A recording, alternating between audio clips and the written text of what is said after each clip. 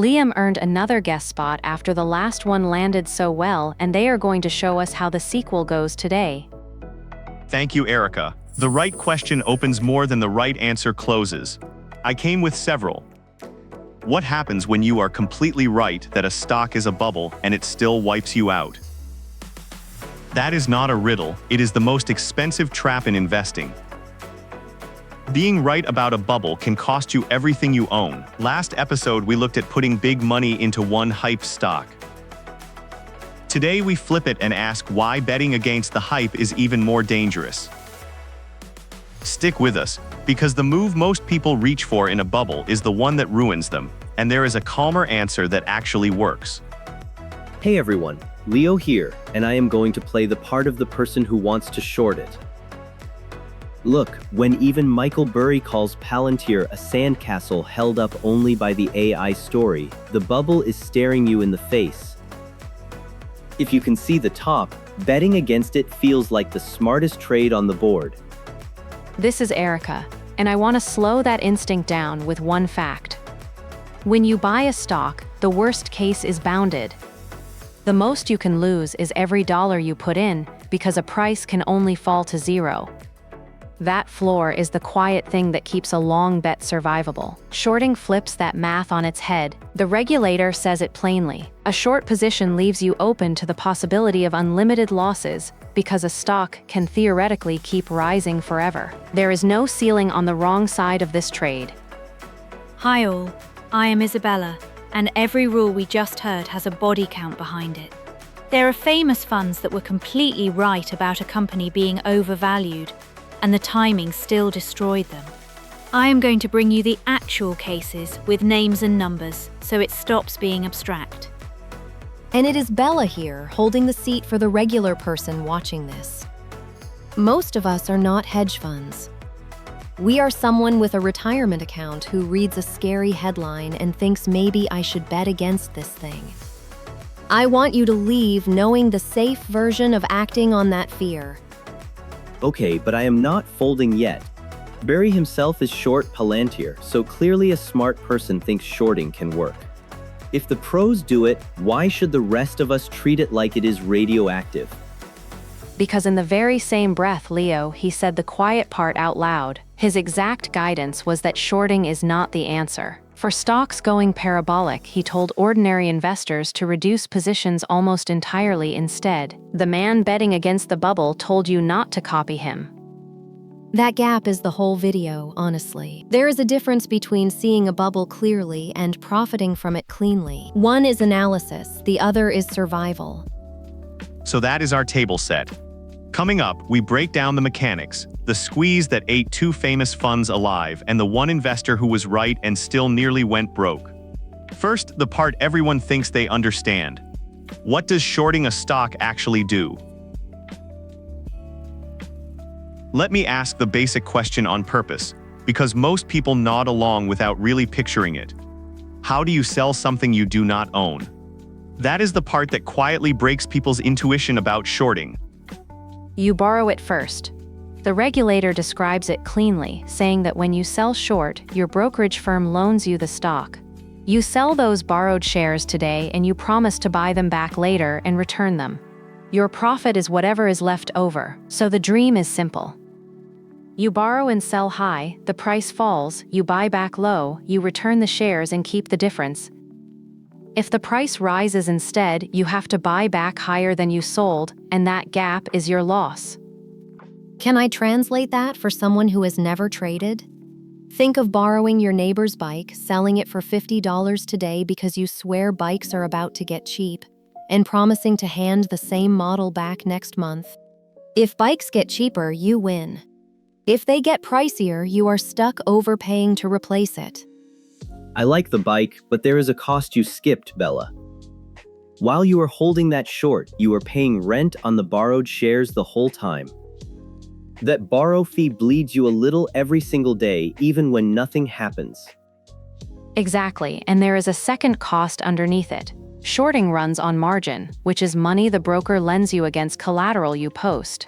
The regulator defines a margin account as one where the broker lends you cash, using the account itself as collateral. You are trading with borrowed money on both ends.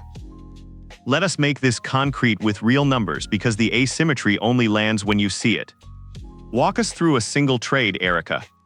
Short 100 shares of some stock at $50 each. Here is the trade. You borrow 100 shares and sell them for $50 apiece, so $5,000 lands in your account. Now imagine you are right and the bubble pops. The stock falls to $10. You buy all 100 back for $1,000, and you walk away with $4,000 of profit. See, that is the version that lives in my head. $4,000 on a $5,000 trade just for being right about the direction. That is the highlight reel that makes shorting feel irresistible, and it is the only branch most people ever picture. Now run the other branch, Leo, because it is the one nobody pins to the wall. Suppose the bubble keeps inflating and the stock triples to $150. You still owe 100 shares, so buying them back cost $15,000. You collected $5,000, so you are down $10,000 on a trade where you only ever stood to make $5,000. So read those two outcomes side by side. The best case earned you $4,000, and one bad branch already cost you $10,000. And the stock did not even have to keep going. That is not a factor analysis of information risk fight for a normal person's money. So the gain is capped and the loss is open-ended, even before the borrow fee nibbles at you. That asymmetry is the seed of everything. Now let us see what happens when a crowd of short sellers all panic at once, because that is where the real horror story begins. A short squeeze is the moment the open-ended loss turns into a stampede. It starts with the margin we just described. As the price climbs against you, the broker demands more collateral to back the bet that is moving the wrong way. Here is the brutal part the regulator spells out. If the value moves against you, the firm can require more cash immediately or simply sell securities in your account to cover the shortfall without informing you in advance. That forced buying to close shorts pushes the price higher still, which triggers the next round of forced buying.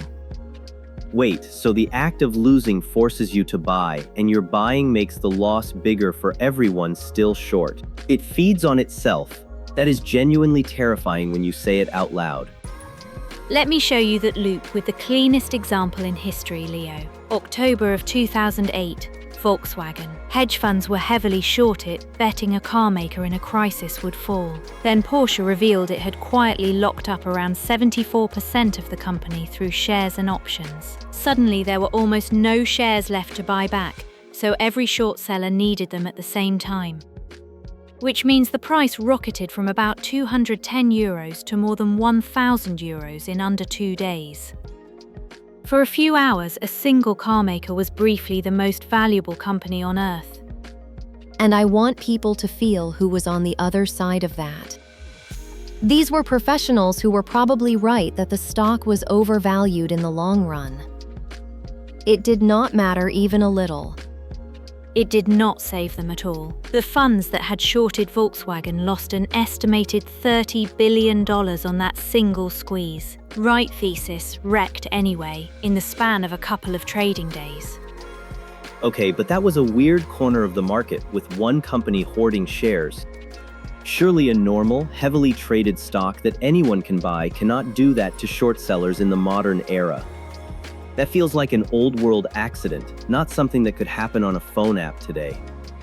It happened again, in plain sight, just a few years ago, with GameStop in January of 2021. By the 22nd, around 140% of the available shares had been sold short. Read that number twice, because more shares were shorted than actually existed to trade. A crowd on the Reddit forum r Wall Street Bets saw that crowded short and bought aggressively into it. So by the 28th, the stock spiked above $500 a share, which means one big short-selling fund, Melvin Capital, lost 53% of its money that month alone. And notice the pattern across both, because it is the lesson. The more obvious and crowded a short looks, the more fuel sits there for a squeeze.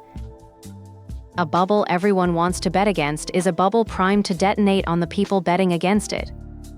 So even when the loop does not catch fire, there is a slower killer waiting. You can be completely right and simply run out of time. Let us look at the trap that gets the patient short seller. There is one line that sums up this entire trap better than any chart. It goes, "The market can stay irrational longer than you can stay solvent." I think it deserves a minute because almost everyone quotes it wrong.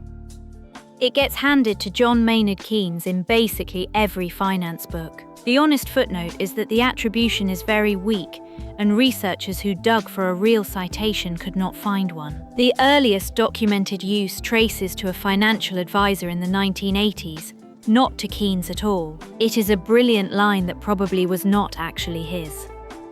The quote may be an orphan, but the warning inside it is the real point.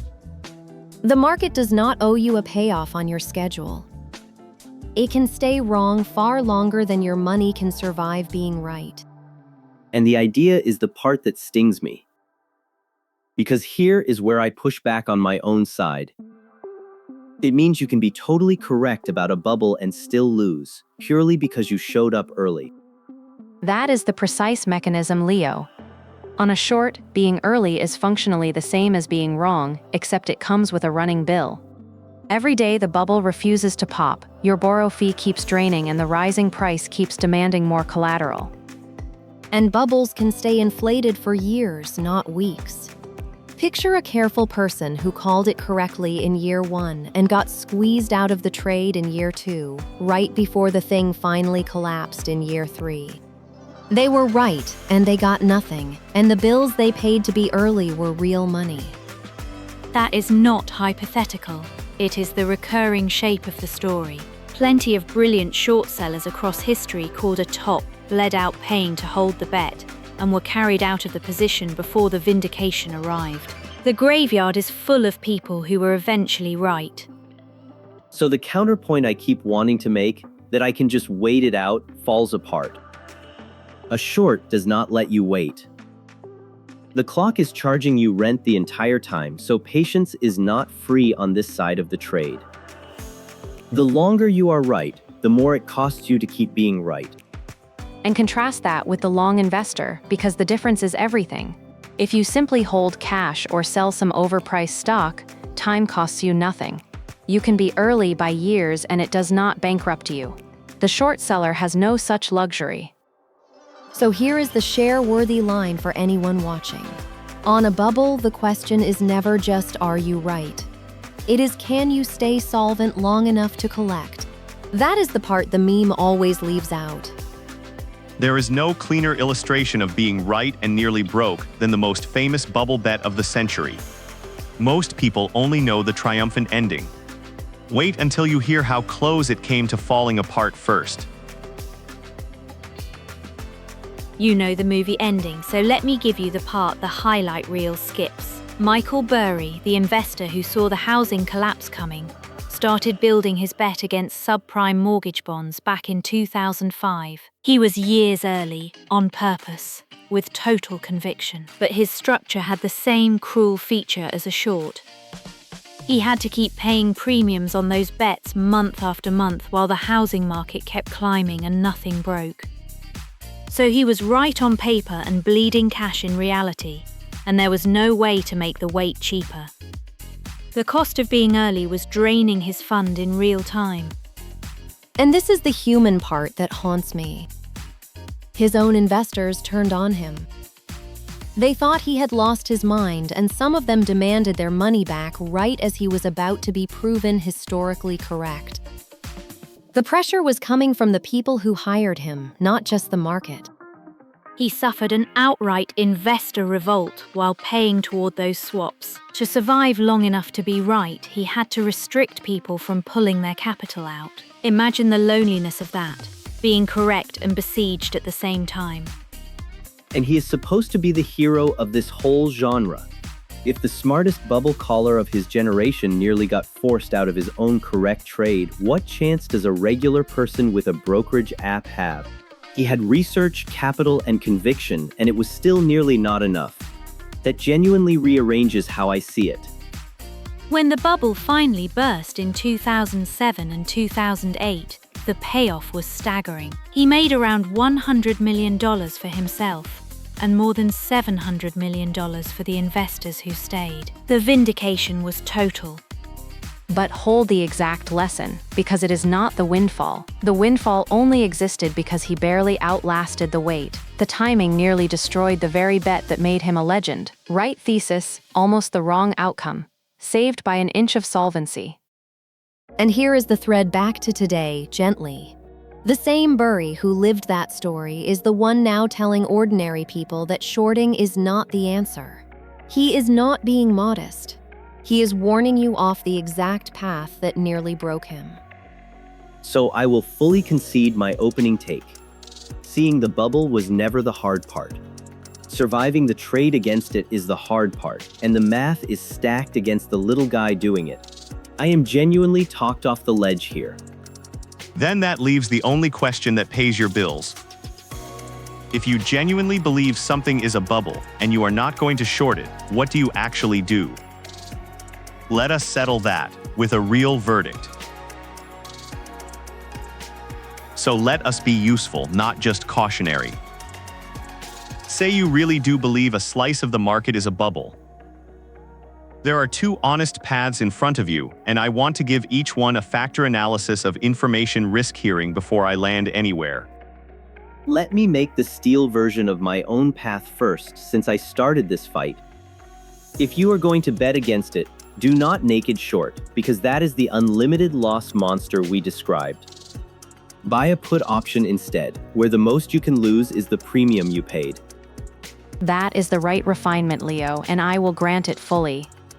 A put caps your downside at the premium, which fixes the worst feature of a short. The catch is that it is still a timing bet, and the option expires. You can be right after it expires worthless and get nothing. So if someone insists on this path, the rule of thumb is strict. Keep it tiny, keep the risk defined, and keep it time-boxed to money you can lose entirely without flinching.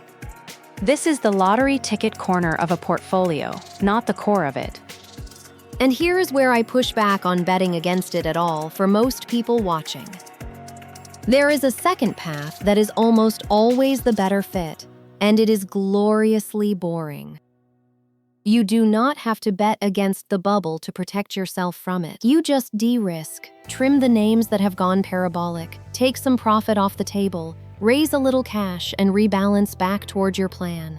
You sleep fine whether it pops next week or in 3 years.